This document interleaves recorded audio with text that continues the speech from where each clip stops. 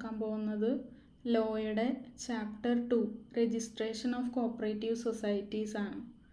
ആക്റ്റിലും റൂളിലും chapter 2 registration of cooperative സൊസൈറ്റീസിനെ കുറിച്ചാണ് പറയുന്നത്.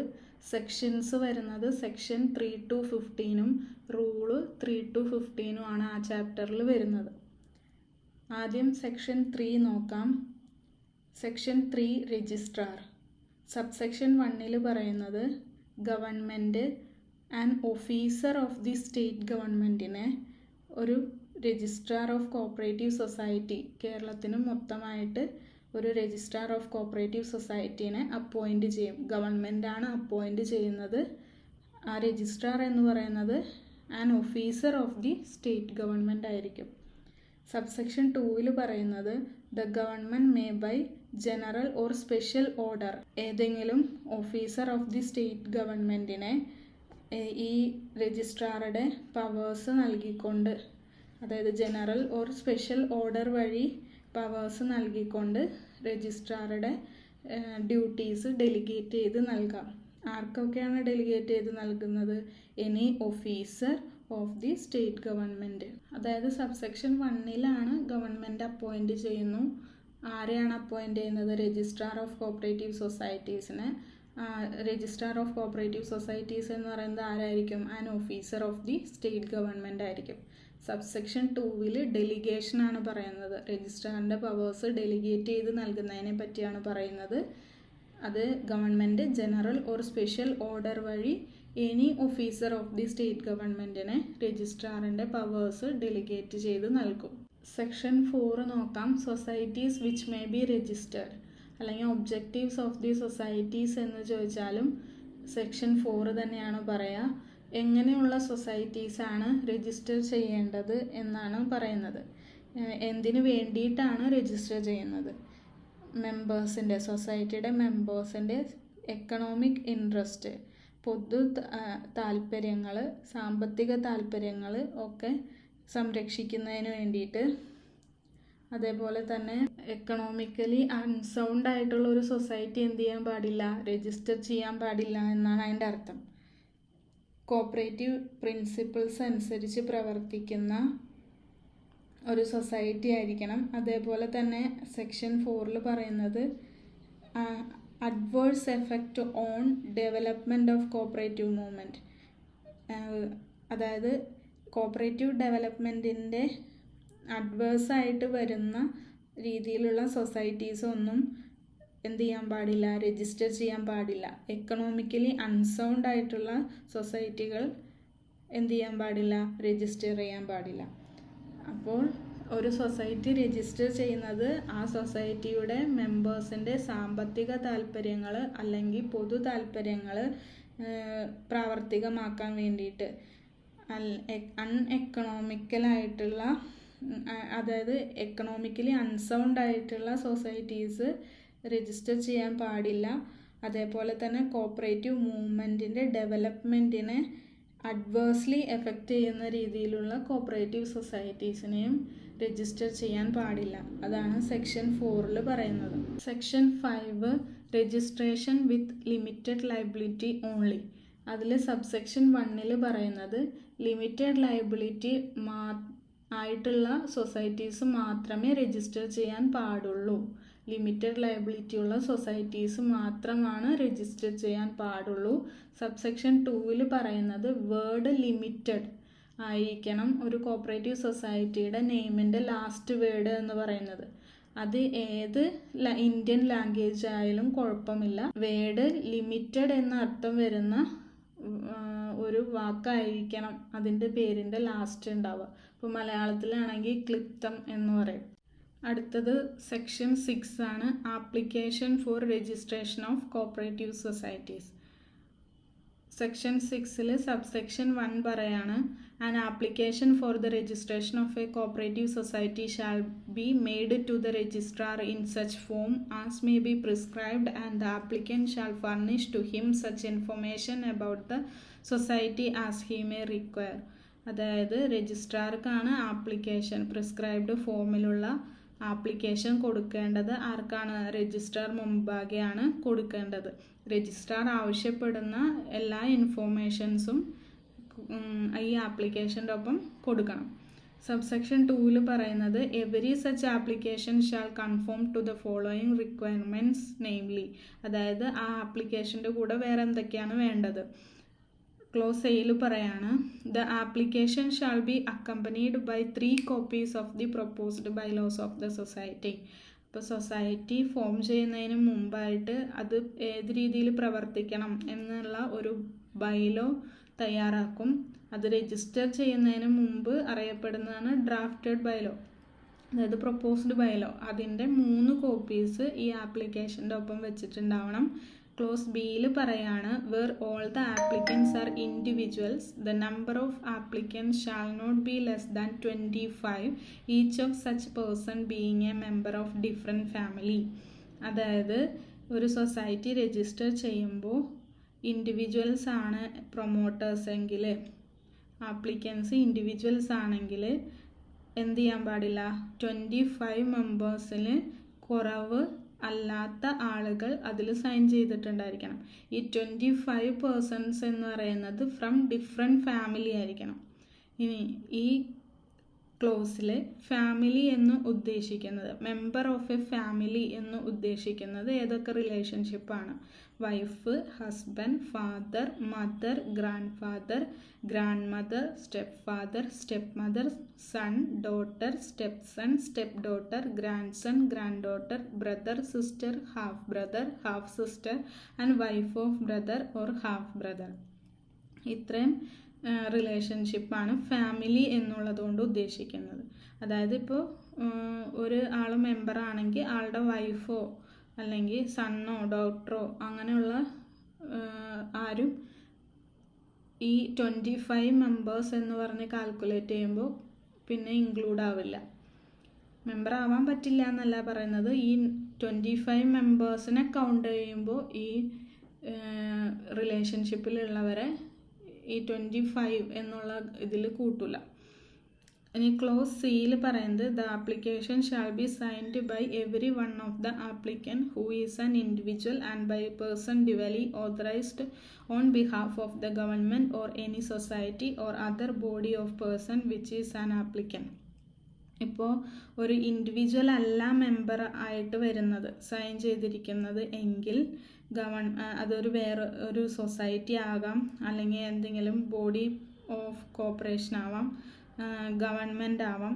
അങ്ങനെയാണെങ്കിൽ ഒരു പേഴ്സണെ അതിനു വേണ്ടി ഓതറൈസ് ചെയ്യും. ആ വ്യക്തിയായിരിക്കണം അതിനകത്ത് ആപ്ലിക്കേഷനിൽ സൈൻ ചെയ്യേണ്ടത്. അത്രയും കാര്യങ്ങളാണ് സെക്ഷൻ 6 പറയുന്നത്. സെക്ഷൻ 7 നോക്കാം. രജിസ്ട്രേഷൻ ചെയ്യുന്ന ആ പ്രോസസ്സ്, അതിൻ്റെ ഒരു പ്രോസസ്സ് എന്താണെന്നാണ് സെക്ഷൻ 7 പറയുന്നത്. സെക്ഷൻ 6 ആപ്ലിക്കേഷൻ ഫോർ രജിസ്ട്രേഷനെ കുറിച്ചാണെങ്കിൽ സെക്ഷൻ 7 രജിസ്ട്രേഷൻ്റെ ആ ഒരു പ്രോസസ്സിനെ പറ്റി പറയുന്നത്.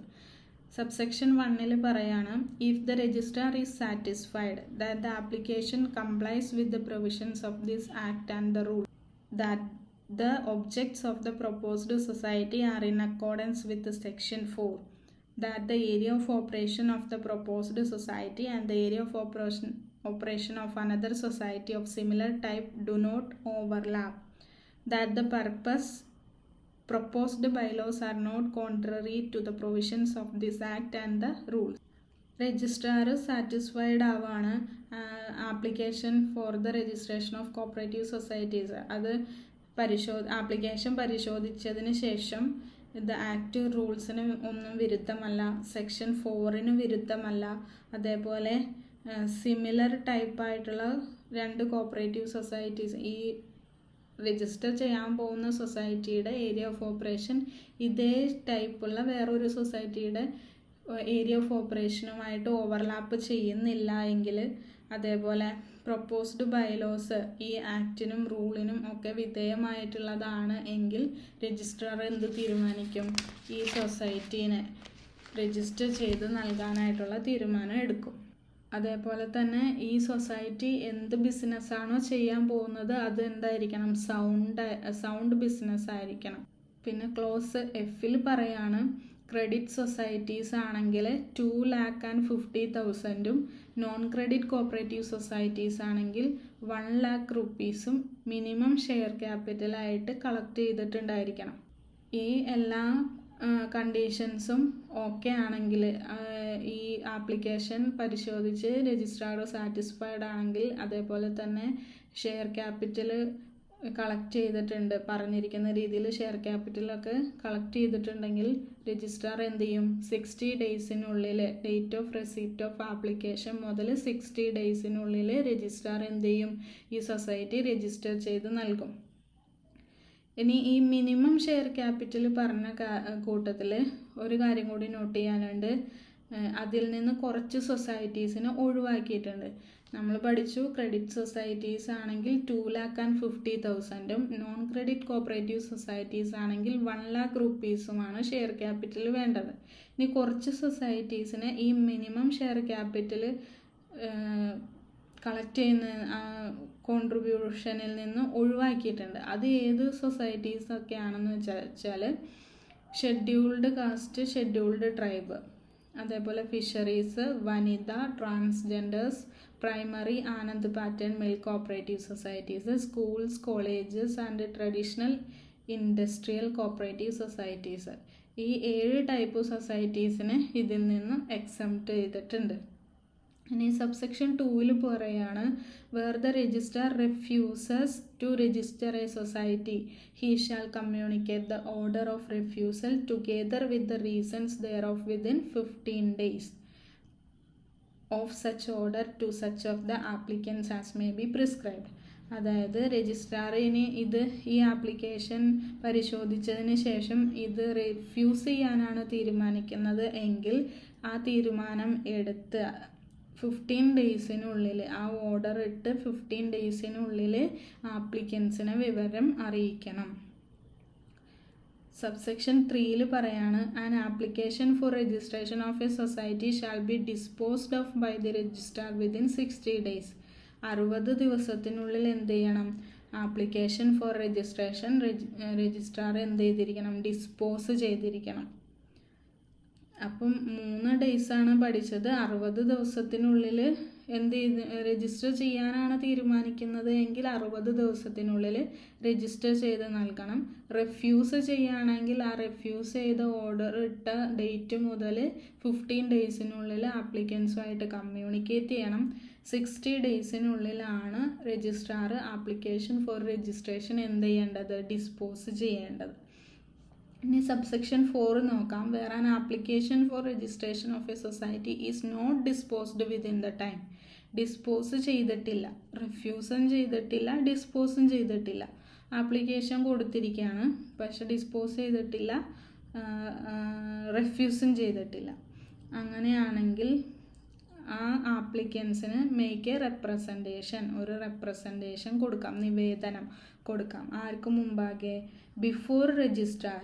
ഇപ്പോൾ നമ്മൾ രജിസ്ട്രാറിൻ്റെ പവേഴ്സ് ഡെലിഗേറ്റ് ചെയ്ത് നൽകിയിരിക്കുന്ന ജോയിൻറ്റ് രജിസ്ട്രാർ മുതലായവർക്കാണ് ആദ്യം ആപ്ലിക്കേഷൻ കൊടുത്തിരിക്കുന്നത് എങ്കിൽ രജിസ്ട്രാർ മുമ്പാകെയാണ് റെപ്രസെൻറ്റേഷൻ കൊടുക്കേണ്ടത്. ഇനി രജിസ്ട്രാർ മുമ്പാകെയാണ് കേരള കോപ്പറേറ്റീവ് സൊസൈറ്റീസ് ആക്ട് പ്രകാരമുള്ള RCSനാണ് ആപ്ലിക്കേഷൻ ഫോർ രജിസ്ട്രേഷൻ കൊടുത്തിരിക്കുന്നത് എങ്കിൽ റെപ്രസെൻറ്റേഷൻ കൊടുക്കേണ്ടത് ബിഫോർ ദ ഗവൺമെൻറ് ആണ്. ഇനി ഈ റെപ്രസെൻറ്റേഷൻ കൊടുത്ത് വിത്തിൻ 60 ഡേയ്സ് എന്ത് ചെയ്യണം, ഈ കൺസേൺഡ് അതോറിറ്റി എന്ത് ചെയ്യണം, 60 ദിവസത്തിനുള്ളിൽ date of such representation within 60 days from the date of such representation ഈ കൺസേൺഡ് അതോറിറ്റിക്ക് എന്ത് കൊടുക്കണം, ഡയറക്ഷൻ കൊടുക്കണം. ഇത് ഡിസ്പോസ് ചെയ്ത് നൽകണം, അല്ലെങ്കിൽ അതിനകത്തൊരു തീരുമാനം ഉണ്ടാക്കണം എന്നുള്ള ഈ റെപ്രസെൻറ്റേഷന്. സബ്സെക്ഷൻ 4 നോക്കാം. ആപ്ലിക്കേഷൻ ഓഫ് രജിസ്ട്രേഷൻ ഈ 60 ദിവസത്തിനുള്ളിൽ ഡിസ്പോസ് ചെയ്തിട്ടില്ല എങ്കിൽ നമുക്ക് റെപ്രസെൻറ്റേഷൻ നൽകാം, അതായത് ആപ്ലിക്കൻസിന് റെപ്രസെൻറ്റേഷൻ നൽകാം, നിവേദനം നൽകാം ബിഫോർ ദ രജിസ്ട്രാർ. രജിസ്ട്രാർ മുമ്പാകെ റെപ്രസെൻറ്റേഷൻ നൽകുന്നത് എപ്പോഴാണ്? നമ്മൾ ആപ്ലിക്കേഷൻ ഫോർ രജിസ്ട്രേഷൻ കൊടുത്തിരിക്കുന്നത് രജിസ്ട്രാറുടെ പവേഴ്സ് ഡെലിഗേറ്റ് ചെയ്തിട്ടുള്ള ഏതെങ്കിലും ഓഫീസർക്കാണ് എങ്കിൽ രജിസ്ട്രാർ മുമ്പാകെയാണ് റെപ്രസെൻറ്റേഷൻ നൽകേണ്ടത്. ഇനി രജിസ്ട്രാർക്കാണ് ആപ്ലിക്കേഷൻ ഫോർ രജിസ്ട്രേഷൻ കൊടുത്തിരിക്കുന്നത് എങ്കിൽ റെപ്രസെൻറ്റേഷൻ നൽകേണ്ടത് ബിഫോർ ദ ഗവൺമെൻറ് ആണ്. ഈ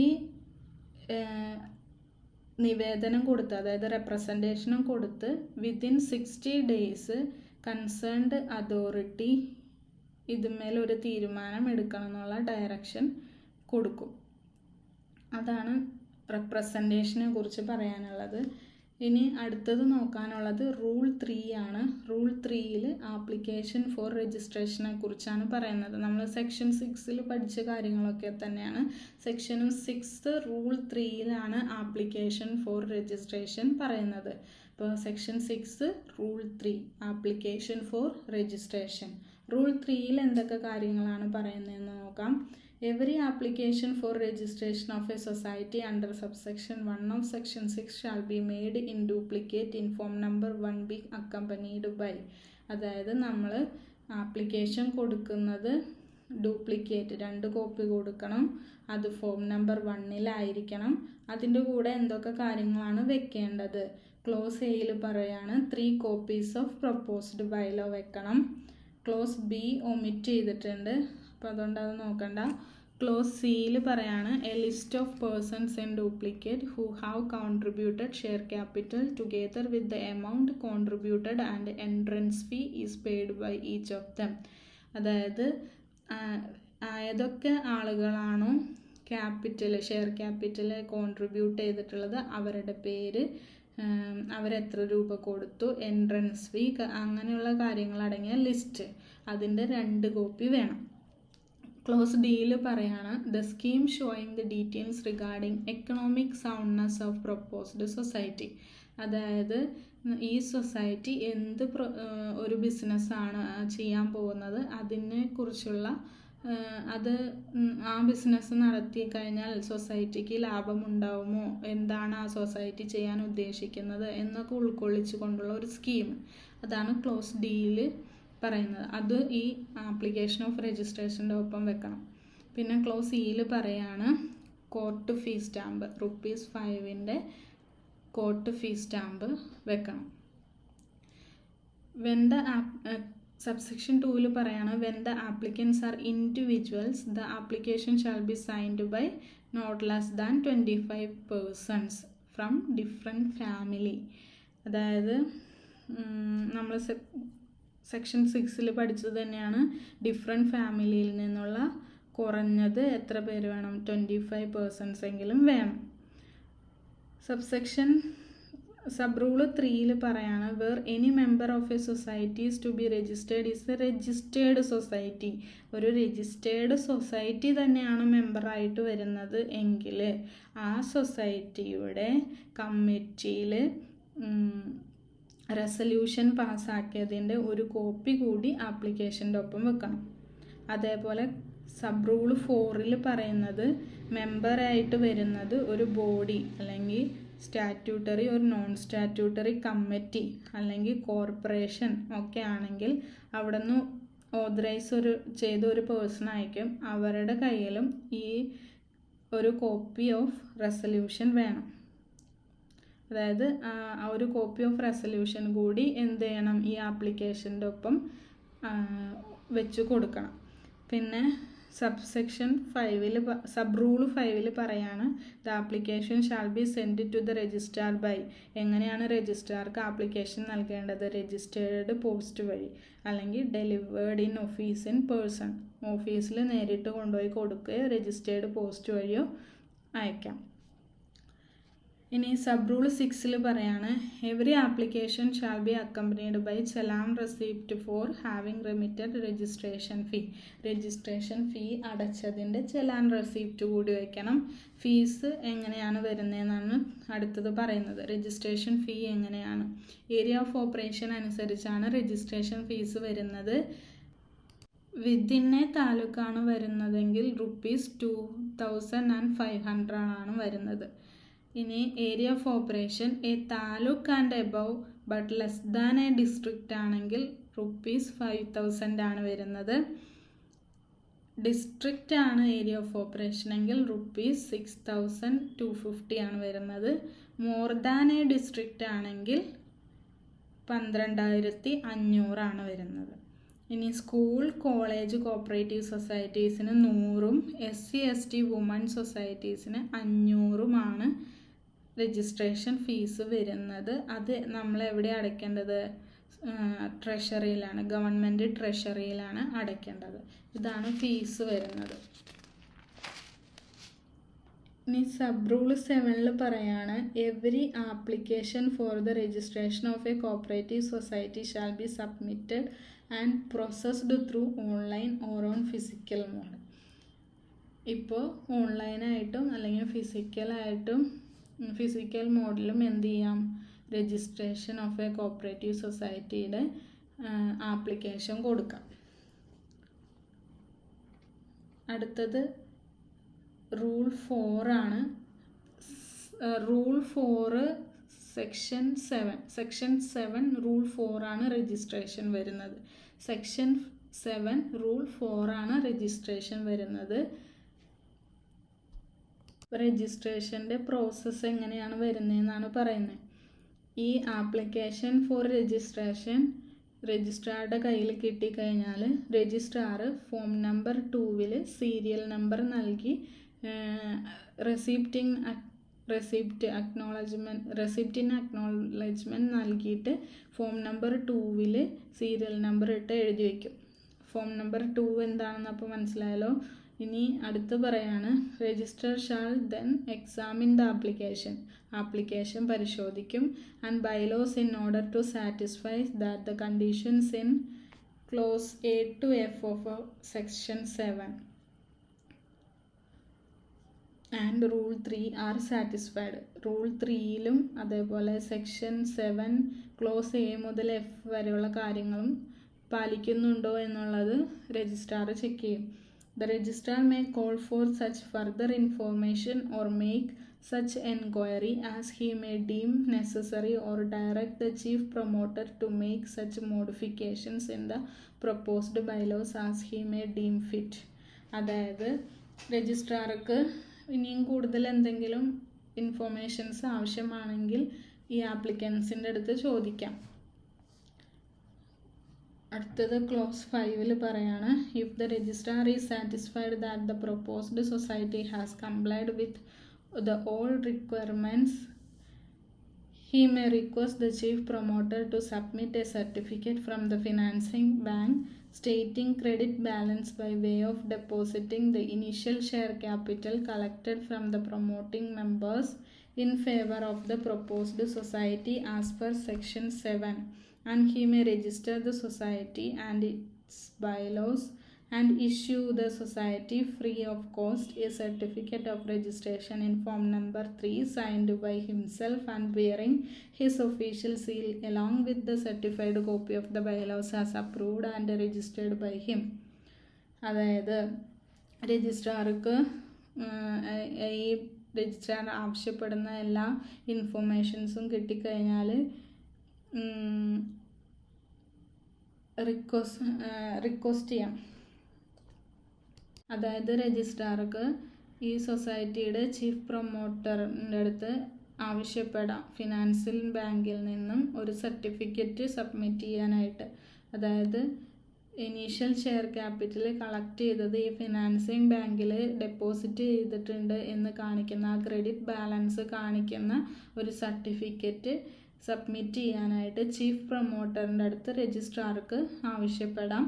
അതിനുശേഷം എന്ത് ചെയ്യും? ഫോം നമ്പർ 3-ൽ രജിസ്ട്രേഷൻ സർട്ടിഫിക്കറ്റ് കൊടുക്കും അറ്റ് ഫ്രീ ഓഫ് കോസ്റ്റ്.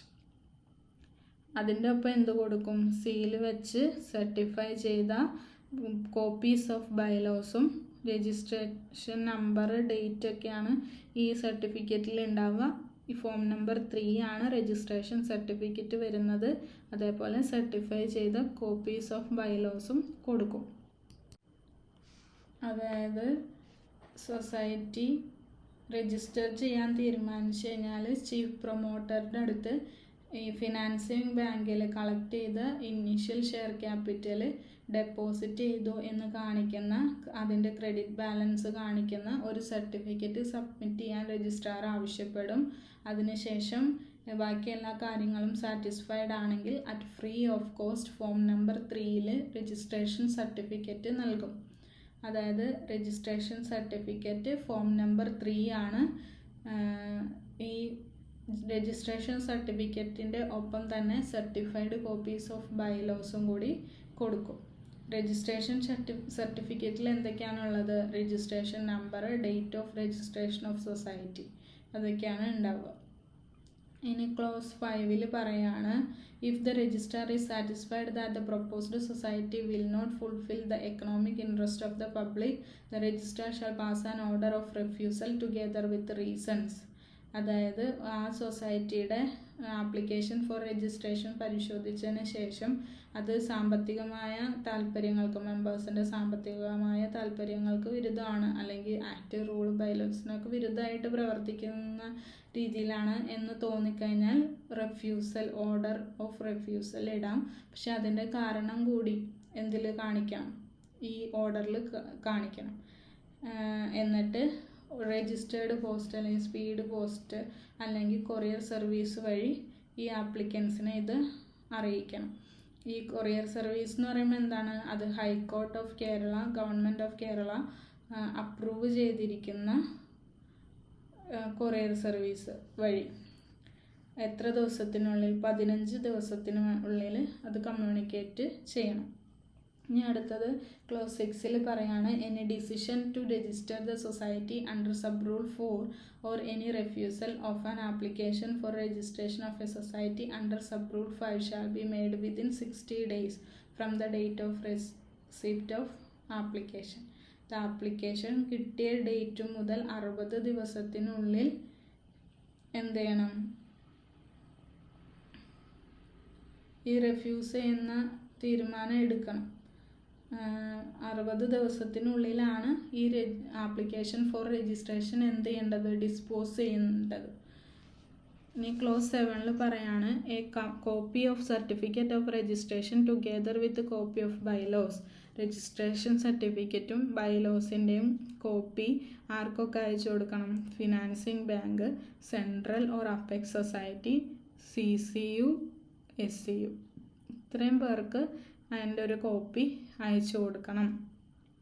ഇനി ക്ലോസ് 8-ൽ പറയാണ്, in societies were online system has been implemented the submission of application for registration and the remittance of fee and all other transactions relating to it shall be processed through such online system. അതായത് ഈ ഇപ്പോൾ ഓൺലൈനായിട്ട് remittance of ഫീയും അതേപോലെ ഈ application of രജിസ്ട്രേഷൻ്റെ process കാര്യങ്ങളൊക്കെ വരുന്നത് ഓൺലൈനായിട്ടാണ്. ഇനി അടുത്തത് രജിസ്റ്ററിങ് അതോറിറ്റി ആരൊക്കെയാണെന്നാണ് വരുന്നത്? ഏരിയ ഓഫ് ഓപ്പറേഷൻ 1 ഡിസ്ട്രിക്റ്റ് അല്ലെങ്കിൽ അതിൽ കൂടുതലാണെങ്കിൽ RCS ആയിരിക്കും. ഏരിയ ഓഫ് ഓപ്പറേഷൻ ഒരു ഡിസ്ട്രിക്റ്റിനേക്കാൾ കുറവാണെങ്കിൽ ജോയിൻറ്റ് രജിസ്ട്രാർ ആയിരിക്കും. Area of operation more than 1 state ആണെങ്കിൽ central registrar. Under multi state cooperative societies act 2002 central registrar ആയിരിക്കും. ഇനി if the registration of a society is reject ചെയ്യാണ്, റെഫ്യൂസ് ചെയ്യാണ്, ആ കേസിൽ എന്ത് ചെയ്യാം? മേക്ക് ആൻ അപ്പീൽ പോവാം. ഗവൺമെൻറ് മുമ്പാകെ അല്ലെങ്കിൽ RCS മുമ്പാകെ അപ്പീൽ പോകാം. സെക്ഷൻ 83 പ്രകാരം ഈ അപ്പീൽ കൊടുക്കേണ്ടത് ഗവൺമെൻറ് മുമ്പാകെ അല്ലെങ്കിൽ RCS മുമ്പാകെയാണ്. സെക്ഷൻ 83 എന്താണ് പറയുന്നത്? Appeal to other authorities. Other authorities എന്ന് പറയുമ്പോൾ ഗവൺമെൻറ്റോ RCS ആണ് വരുന്നത്. അപ്പീൽ നൽകാവുന്നത് ആർക്ക് മുമ്പാകെയാണ്? Before government or registrar. ഇനി അപ്പീൽ കൊടുക്കേണ്ടത് 60 ദിവസത്തിനുള്ളിലാണ്. ഫ്രം ദ ഡേറ്റ് ഓഫ് റിജക്ഷൻ്റെ ഡേറ്റ് മുതൽ 60 ദിവസത്തിനുള്ളിലാണ് അപ്പീൽ നൽകേണ്ടത്. ഇനി ആ അപ്പീലിന്മേലുള്ള തീരുമാനം, അതായത് അപ്പീൽ ഡിസ്പോസ് ചെയ്യേണ്ടത് വിതിൻ 6 months ആണ്. അത് പറയുന്നത് റൂൾ 124 ആണ്. അപ്പോൾ ഇവിടെ സെക്ഷൻ 83 പ്രകാരമാണ് അപ്പീൽ നൽകേണ്ടത്. അപ്പീലിന്മേൽ തീരുമാനമെടുക്കേണ്ടത് 6 monthsനുള്ളിലാണ്. അത് പറയുന്നത് റൂൾ 124ലാണ്. അടുത്തത് സെക്ഷൻ 8 ആണ്, രജിസ്ട്രേഷൻ സർട്ടിഫിക്കറ്റ്. സബ്സെക്ഷൻ 1 പറയാണ്, വേറെ cooperative society is registered under this act the registrar shall issue A certificate of registration certificate in form number 3. അതായത് ഒരു കോപ്പറേറ്റീവ് സൊസൈറ്റി ഈ ആക്ടിന് കീഴിൽ രജിസ്റ്റർ ചെയ്ത് കഴിഞ്ഞാൽ രജിസ്ട്രാർ ഒരു സർട്ടിഫിക്കറ്റ് ഇഷ്യൂ ചെയ്യും. അതാണ് രജിസ്ട്രേഷൻ സർട്ടിഫിക്കറ്റ്. അത് ഫോം നമ്പർ 3 ആണ്. Signed and sealed by him, which shall be conclusive evidence that the said society is duly registered under this act. ഈ ആക്ട് പ്രകാരം ഒരു സൊസൈറ്റി രജിസ്റ്റർ ചെയ്തു എന്നുള്ളതിനുള്ള കൺക്ലൂസീവ് എവിഡൻസ് ആണ് ഈ സർട്ടിഫിക്കറ്റ്.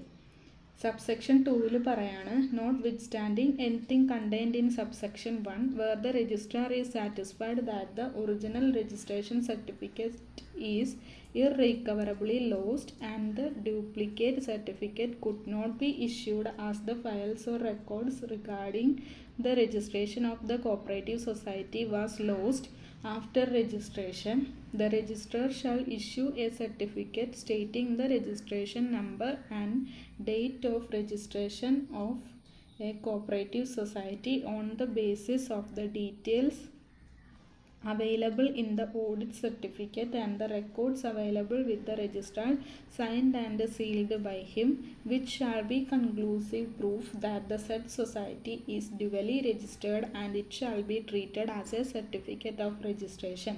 അതായത് ഈ രജിസ്ട്രേഷൻ സർട്ടിഫിക്കറ്റ് നഷ്ടപ്പെട്ട് കഴിഞ്ഞാൽ രജിസ്ട്രാർ പിന്നീട് കൈവശം ഉള്ള രേഖകൾ, ഓഡിറ്റ് സർട്ടിഫിക്കറ്റ് പോലുള്ള രേഖകൾ വെച്ചിട്ട് ഒരു ഡ്യൂപ്ലിക്കേറ്റ് സർട്ടിഫിക്കറ്റ് ഇഷ്യൂ ചെയ്യും.